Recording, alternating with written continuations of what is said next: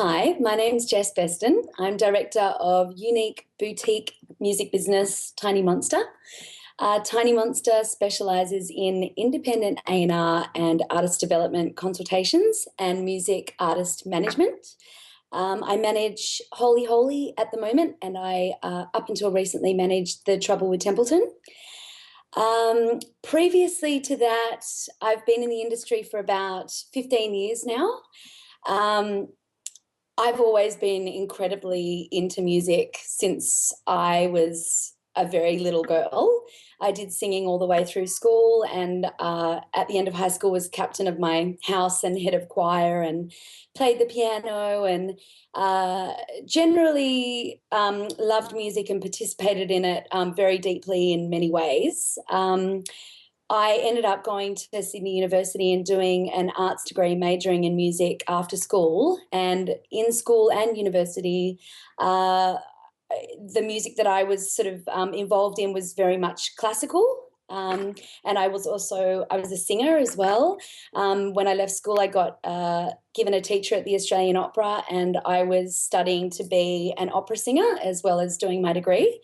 And it was about halfway through that degree and the opera singing where I was so sure that that was what I was going to do. And then I'd already fallen in love with Tori Amos and Björk and the Beatles and a lot of sort of bands. But when I was about 19, I just completely fell head over heels in love with Tool, Radiohead, Nine Inch Nails, Marilyn Manson. Like, there was an indie thing going on, Smashing Pumpkins, but there was also kind of like a heavy thing going on as well, and started wearing a lot of black clothes and really just decided very quickly that I didn't want to be an opera singer, and I didn't want to get out on stage and sing in another language, words that I didn't write and that I didn't understand, and that I had a much more of a strong affiliation with current music and contemporary music. So I booked a ticket to go to London less than a year after I left university. So I saved up, I did 2 jobs and saved up and moved to London, got a job at HMV in Piccadilly Circus, and joined a band within a couple of weeks of working at HMV. I was in a band in London for 3 years, did a lot of playing around London, played the bass. I'd never played the bass before. I just bought it before our first rehearsal and ended up playing bass. And that then led to, at the end of those 3 years, got sick of the London weather, moved home. My boyfriend at the time was my drummer, so we started a band together in Sydney, whose name I'm not going to mention. And I managed that band as well. And I also at that time decided that, I don't know if it was the school I went to or it's just something deep within me, but I knew that there was something I couldn't just be in a band. I know that sounds weird, but I really needed to use my brain. I really wanted to do something, like wanted to have a career as well, not just sort of do music, but also use my brain a bit more. So I decided that a label is where I wanted to be. So I wrote to EMI a 2-page letter about how much I loved music, that I'd just been living in England. I wrote all of the gigs that I went to when I was there, all the festivals, and I basically begged them for a job and said, all of my favourite bands are signed to your label, your history of like the Beatles, Radiohead, Coldplay at the time, its first album time, Supergrass, Idlewild, like all my favourite bands were signed to EMI, and I just didn't know what else to do. I didn't want to work in retail anymore. So, yeah, I sent off this letter, and I got an interview from this letter. They didn't have a job at the time, so about 6 months later, I got a job. So as soon as something came up, they gave me a job, which was great. So my first job at a label was licensing coordinator at EMI, and that started at the end of 2001. And I was in licensing for 3 years, and that was a really good foundation for learning about a label and how it operates, and about contracts and business affairs in a label, which was very, very interesting to me. But also it became clear to me and everybody I worked with at the label that my personality was slightly more conducive to other areas of the label. So within 2.5 or 3 years, I got promoted into being regional PR for EMI. So that meant I serviced regional newspapers and radio stations in Australia outside of the capital cities, but including Darwin and Canberra. And so what that meant was that when we had any kind of releases, and in those days it included tours as well. Labels don't do tour PR very much anymore, but we used to help with that stuff then. So say, for example, if a Coldplay album was coming out, we all got given a bit of time that we could allot to our media with an Australian band, say I worked on Silverchair or Missy Higgins or Something with Numbers or End of Fashion. If we had an album coming out, we would pitch those songs to radio. We'd send out the songs, all the singles to radio, try and get every possible radio station that was relevant to play their music, and the lead into an album release or a tour that would sort of ramp up a little more, and we would try and get albums of the week and get as much airplay as possible. Likewise for press, get as many interviews as possible for those bands in those publications, and yeah, so that was a great way of learning about PR and radio and press. That was probably around 2004 to 2007. So not much online stuff then. It was still mainly publications and press. And then I got promoted to being Sydney media manager at EMI. But then very soon after that, I got headhunted by George Ash, who was the president of Universal, to go over and be their A&R manager. So it was a difficult one for me because I loved EMI, absolutely loved working there, and I'd just been promoted, and I found that decision very difficult. But at the same time, I would be signing my own bands, working in the studio with them, working on their music, working on their writing, which was something I loved so much. And, you know, I was still in a band at that time, and I knew that I had something to offer bands with respect to that stuff. And it just felt like the right thing to do. So in May 2007, I moved over to Universal. And later that year, I signed my first bands, Children Collide and Dukes of Windsor. And throughout that Universal period, I also signed Gyroscope for their last album. I co-signed Violent Soho with Damien Sleverson at Liberation. And I also worked on, I also signed The Naked and Famous for Australia. And I worked on records from the Vasco era and helped with photo shoots and video shoots from the McClymonts and Vanessa Amorosi, and I did a Grinspoon video once and all sorts of things. But my main bands when I were there were Children Collide, Gyroscope, and Dukes of Windsor and the Naked and Famous. So some incredible experiences there. I went to Wales to make Gyroscope's album with them and Gil Norton at Rockfield Studios, which is where Bohemian Rhapsody was recorded, and What's the Story, Morning Glory. And, you know, I'll never forget the day that Gil walked outside with all of us and was like, see that wall over there? And we're like, yeah. And he goes, that's the Wonder Wall. That is where, yeah, Noel wrote Wonderwall. You know, so we all like ran over and had photos on the Wonderwall. And the piano that Bohemian Rhapsody was written on was still in the studio. So we all, you know, played on that piano, and it was one of the most incredible experiences of my life. And the Gyroscope boys they've got this reputation for being the nicest guys in rock and roll. There's a reason for that. They are brilliant people. Possibly, it's like with your babies, you can't say who your favourites are, but maybe they're right up there. It's just the most brilliant people to work with, and I loved making that album. And Gil Norton made Foo Fighters, The Colour and the Shape, and Pixies, a couple of Pixies albums, and he was just a legend. He became just a big teddy bear, very cuddleable teddy bear. And yeah, both Children Collide albums. I A&R'd those records too, and went to LA twice to make those albums with them. One of them was with Rob Schnapp, who is just a complete legend and made Elliott Smith records and Beck and The Vines, Highly Evolved, and working with him was incredible. And Dave Sardi, who made LCD Sound System records and the Big Jet record and the Big Wolf Mother record, and so really incredible times working at Universal. And one of the Gyroscope singles, Baby I'm Getting Better, went gold, and both Children Collide albums, I think we sold close to sort of 20 or 25,000. Gyroscope album nearly went gold. Violent Soho, that first record, we actually really struggled with, which is so incredible to think of now. And I'm so happy for that band because they're such a great band. And, that first album, maybe it was a bit too overproduced for what they are, or it just wasn't right for the time. But we only got Jesus Was My Girlfriend added to Triple J. And then after that, it was hard to get more momentum going. And they took some time out and did some writing and have come back with this record, and a new manager, Nick, who is completely amazing, and a new great label, and they're doing really well, which is awesome. And then in 2011, I decided that I'd had enough of major labels. I needed a break. I'd been there at major labels for 10 years.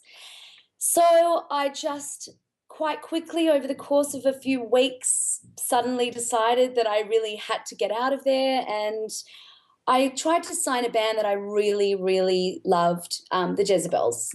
And I kind of worked on that for about 2 years and became very good friends with them and really, really loved and believed in them. And they decided to stay independent for a whole realm of reasons that I completely understood. And it just made me think about what I was doing as well, and what I was supporting by doing what I was doing. And yeah, I just needed to try the independent thing. And I noticed that there was a huge gap out in the market. There are all these incredible developing bands, independent baby bands, who had so much potential and were spending so much money on getting the right producer and going into the studio and recording their stuff, and then possibly a whole load of money also on PR, thousands of dollars, up to $5,000, $10,000, $15,000, but they didn't quite have sort of the advice and support during that A&R period, that artist development period. So sometimes the songs weren't quite there, or sometimes they just did things in a slightly strange way.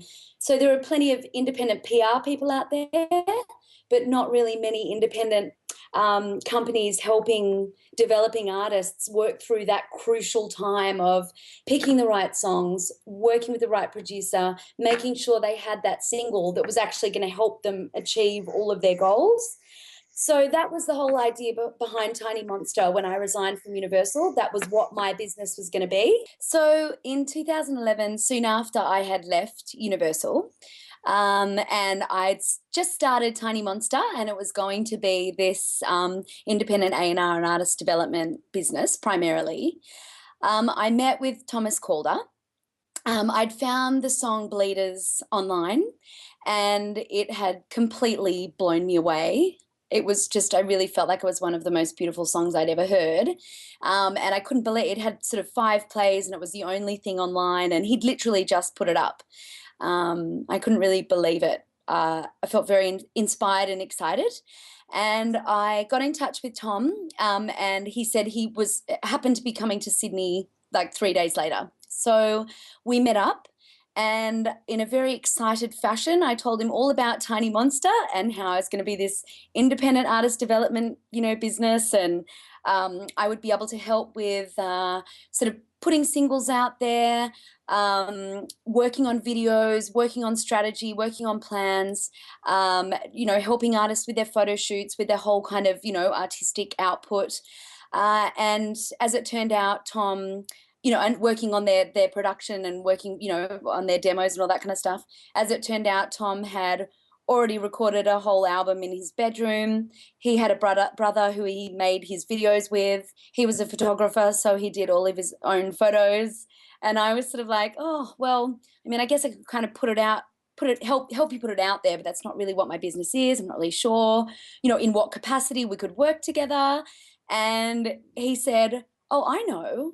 And I said, oh, what's that? And he goes, well, you could manage me. And I was like, oh, no, that's not what my business does. I'm not a manager. And he's like, well, I think you'd be a great manager. And I've met with a few people this week and I want you to manage me. I was like, oh, okay. Well, you'd better give me the album, I guess. I'll take it home and I'll give it a few listens and then let's talk in a few days. And he said, okay. So I took it home and I listened to the record quite obsessively for about 3 days straight, probably close to 100 times. And it dawned on me that I had to work with this guy and that I had to work on this album. I didn't really have any choice, and that also I really wanted to be involved in a much deeper way, and that I wanted to, as soon as I started hearing it and talking to him, and we really, really got on very well at that time, and, I could see a vision for where it was going, and I wanted to be involved in that strategy and that rollout, and I could see how we could work the album here independently for not too much money, because he didn't, he was just a young guy sort of living with his parents who made a record in his bedroom.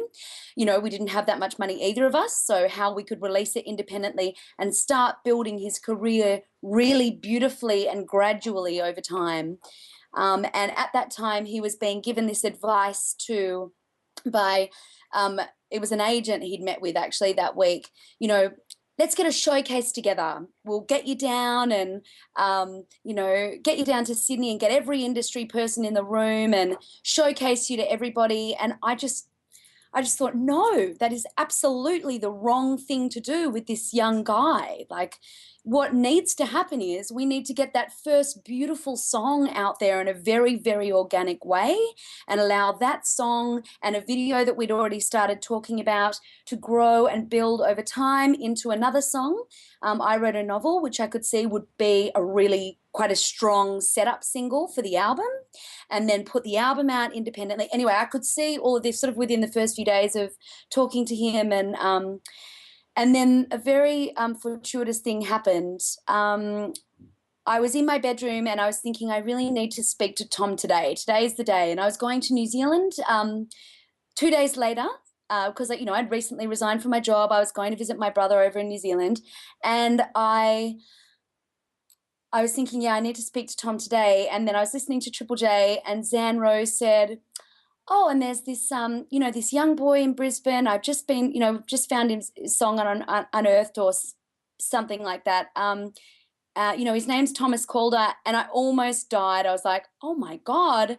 And she played Bleeders, and I just thought, oh, well, that's a sign. Like, that's crazy, that's just, and also if I'm going to get on this, I need to get on it now. Like, this is happening. Do you want to do it? Yes, you want to do it. Let's go. So I called Tom and I said, what are you doing tomorrow? And he said, nothing. And I said, okay, well, I fly to New Zealand on Friday. We need to meet more. We need to hang out. I need to write an album plan.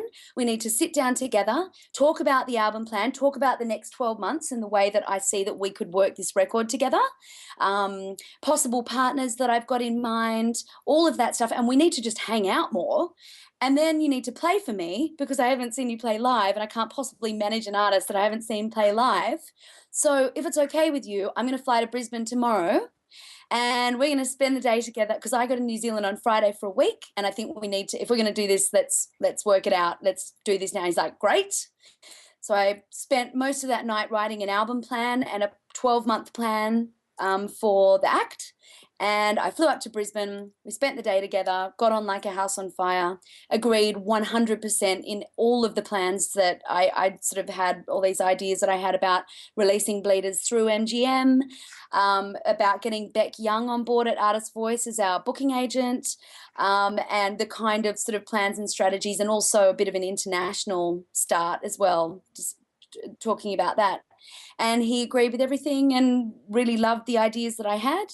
And at the end of that day, we went out to we were at his parents' place, and we were out on his back balcony, and I met his parents and his girlfriend, Betty, and Tom and Betty just played for me. So Tom played for me and Betty was singing harmonies, and it was just one of those life-changing moments, and it was one of the best days ever. And yeah, we just agreed that we had to work together. And at the end of that night, he actually hilariously, he goes, "So what do you think?" And I was like, "Yeah, it's pretty good. That was okay." And he came around the table and he got down on one knee and he took my hand and he goes, "Jess Beston, will you manage me?" I was like, "Yes, yes." It was very funny. Anyway, so yeah, that's how my management career started. And, I haven't really looked back since. It was a total accident to do management, but it's been one of the most rewarding jobs that I've ever done, and the most poor I have ever been.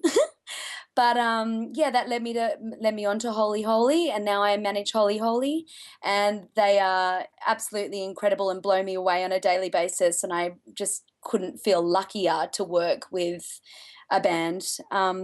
And yeah, so that's where we're at now.